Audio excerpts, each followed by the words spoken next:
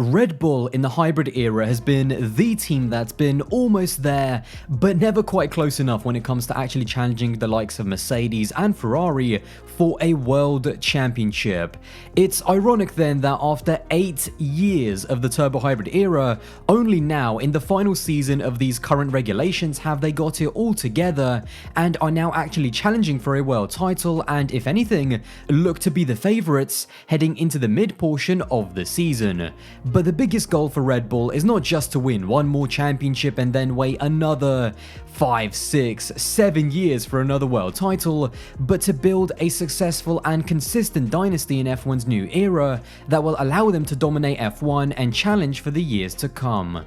So, looking into the future, let's take a look at how Red Bull stacks up in terms of the 3 most important elements: the drivers, the team, and the car heading into the new era in 2022.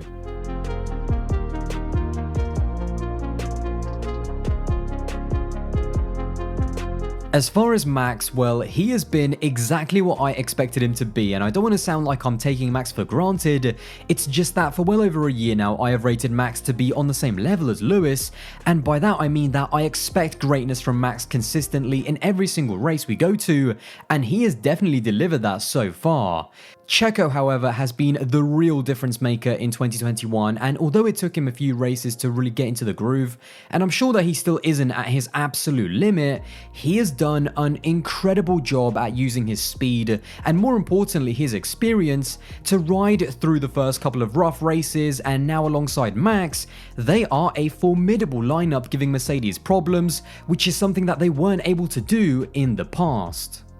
Looking ahead, however, let's not forget that Checo, at time of recording, doesn't have a contract for 2022, and although I am not categorically 100% saying that Checo has already been a success and has already proved that he is the missing piece, he is making an incredible case to be Red Bull's long-term second driver, and I think that it's only a matter of time, provided that he keeps on performing, that Red Bull will give him that long-term deal which will take more pressure off his shoulders and also allow his side of the garage to have even more confidence. As far as drivers then, Red Bull hopefully should be sorted for the next era. They have a generational talent who is challenging for a title right now, and a fast and experienced driver that still has plenty of years left in his prime. The only challenge, as with all great driver lineups, is how are they going to be managed when things aren't going to be going their way, when they are both going to be battling for a race win and things get a little bit heated, and most importantly, when they might have a coming together. These are the real challenges that will test both the characters of the drivers and the management of the team. And speaking of the team, that's what I'm going to be talking about next, but firstly I want to say a quick thank you to Surfshark, who are the sponsor of today's video.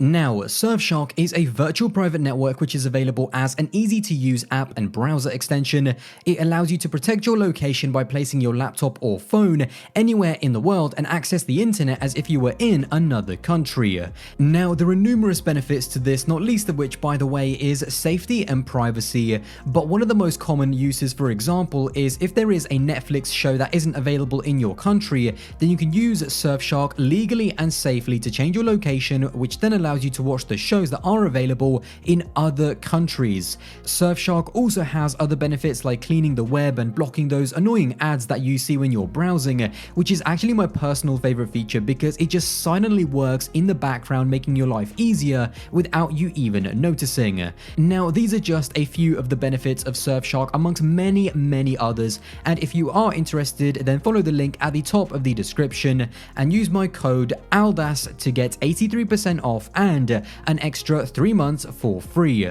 Now, on top of all of that, with Surfshark, you also get a 30-day money-back guarantee, so there is no risk in trying it out. It's a really great deal that will benefit you and will also help the channel as well. So once again, thank you again to Surfshark.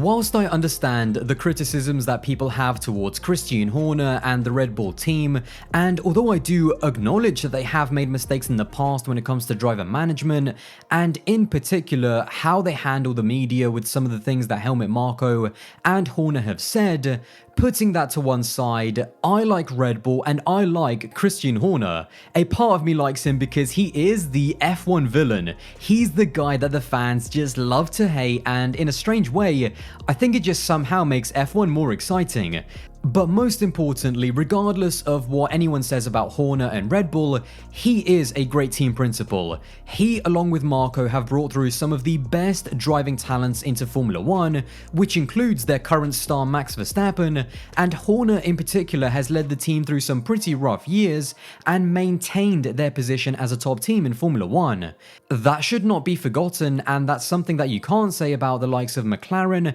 and Ferrari when you look at the last decade. I don't see his future in any sort of doubt, and the fact remains that regardless if people like him or not, the Red Bull triangle, which includes Dietrich Mateschitz as the owner, Christian Horner as the team principal, and Helmut Marko as the driver manager, it has worked and it's still producing success right now, and I don't see that changing or even going away into 2022. Moving away from the managerial side, I do also want to give a quick word about the team itself and the engineers and the pit crew behind the drivers. Red Bull are a top-tier organization when it comes to the people on the ground. Even going back to their days of winning titles with Seb and Webber, they were always one of the best teams in terms of strategy, and when it comes to the question of who has the fastest pit crew on the grid, this isn't even a debate. The Red Bull pit crew is by far the quickest and most consistent, managing to do 2-second and sub 2-second pit stops more consistently than anyone else. The pit crew allows the drivers to have this next level of trust and confidence when the team brings them in, and it also gives Mercedes another area to worry about when making strategical calls in close situations.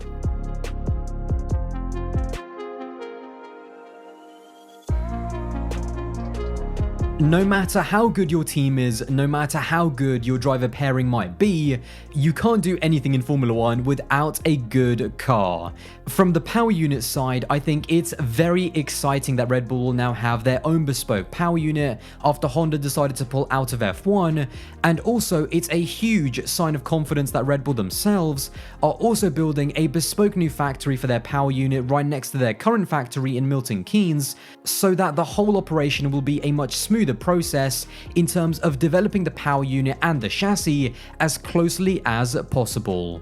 It also intrigues me that in the very near future there might be other teams that might want to use a Red Bull powertrain instead of the one that they already have, and the thought of maybe a Aston Martin Red Bull or a Williams Red Bull is actually quite exciting.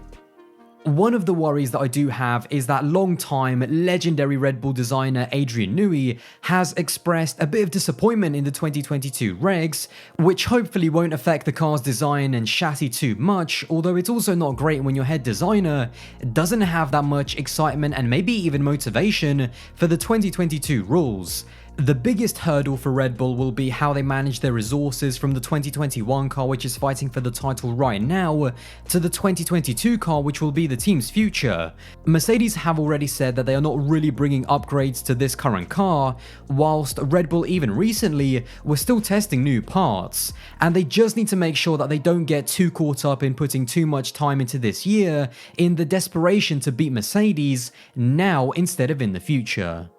There is so much excitement around Red Bull right now, from their driver lineup, which is really clicking into place, to the huge amount of funding and commitment that has been shown towards their brand new power unit. A lot of momentum just seems to be going their way. Of course, Alpine, McLaren, Ferrari, Aston Martin, Mercedes and Red Bull, all of them see 2022 as their big chance, and it's crazy to think that one of these big teams with big ambitions is going to finish as low as 6th in the constructors, if not lower. And it's that unpredictability which makes the new regs in 2022 even more exciting, and just like everyone, Red Bull are going to be hoping that the new era of F1 is going to be their era of Formula 1.